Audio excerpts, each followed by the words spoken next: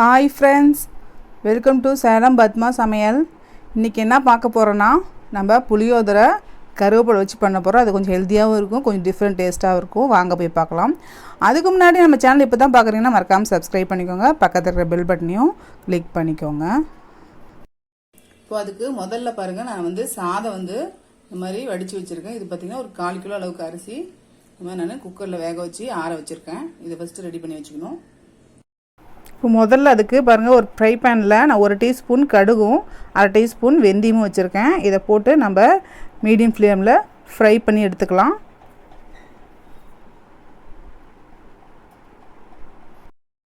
இப்போ பாருங்கள், இது படபடன்னு வெடிக்க ஆரம்பிக்குது கடுகு. இப்போது நம்ம ஸ்டவ் ஆஃப் பண்ணி வச்சிடலாம்.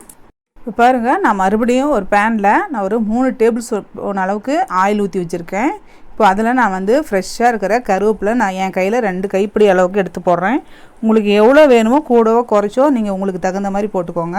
கொஞ்சம் நிறையா போட்டால் நல்லா இது டேஸ்ட்டாக இருக்கும். போட்டு மீடியம் ஃப்ளேம்லேயே இதை கொஞ்சம் நல்லா ஃப்ரை பண்ணி எடுத்துக்கலாம்.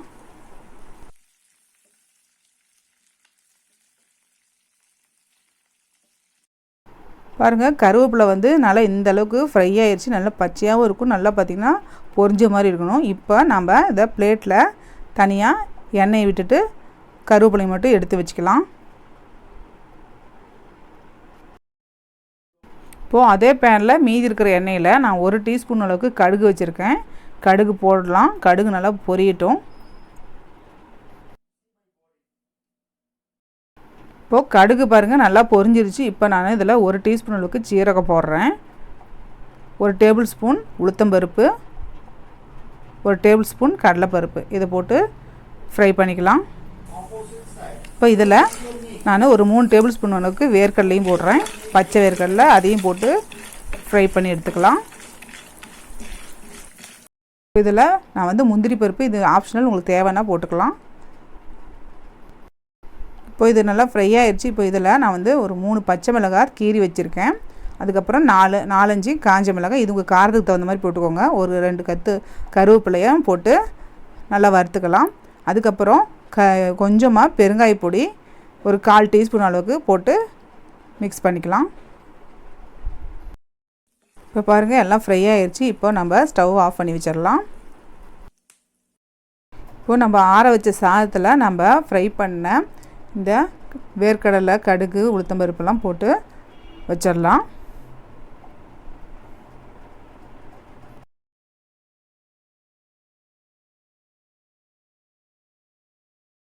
இப்போ நான் அதே பேனில் பார்த்திங்கன்னா நான் 2 எலுமிச்சைப்பழம் அளவுக்கு புளியை ஊற வச்சு வச்சுருக்கேன். இப்போ நான் கரைச்சி அதில் சேர்த்துக்கிறேன்.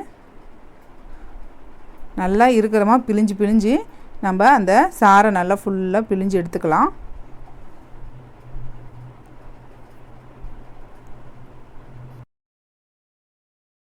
பாருங்கள், ஃபுல்லாக நான் இந்த சாரெல்லாம் புழிஞ்சு எடுத்துகிட்டு வெறும் சக்கை மட்டும் தான் இருக்குது. இப்போது இந்த புளிக்கரைசலில் நான் 1/2 டீஸ்பூன் அளவுக்கு மஞ்சள் பொடி சேர்த்து நல்லா கலந்து விட்டுக்கலாம்.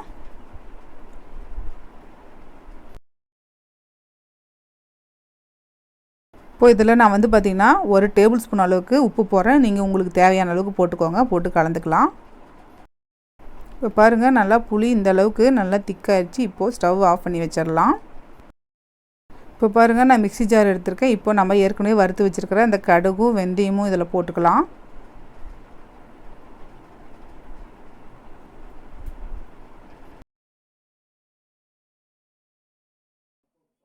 அதுக்கப்புறம் இதில் நம்ம ஃப்ரை பண்ண இந்த கருவேப்பிலையும் போட்டுடலாம்.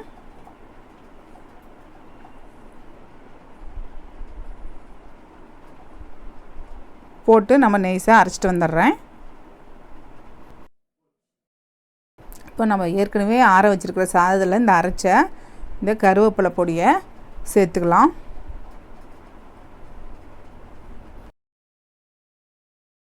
இப்போ இந்த கருவேப்பிலை, இந்த நட்ஸு எல்லாமே நல்லா கலந்து விட்டுக்கலாம்.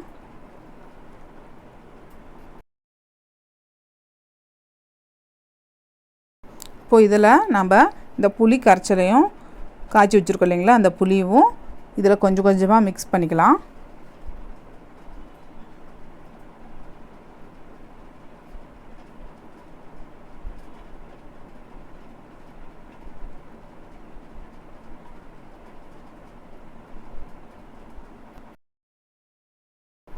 இப்போ பாருங்கள், நம்ம செஞ்ச இந்த கருவேப்பிலை புளி சாதம் ரெடி ஆயிடுச்சு. இது கொஞ்சம் டேஸ்ட்டாகவும் இருக்கும், பார்த்திங்கன்னா ஹெல்த்தியாகவும் இருக்கும். இந்த வீடியோ உங்களுக்கு பிடிச்சிருந்தாக்கா லைக் பண்ணுங்கள், ஷேர் பண்ணுங்கள், கமெண்ட் பண்ணுங்கள்.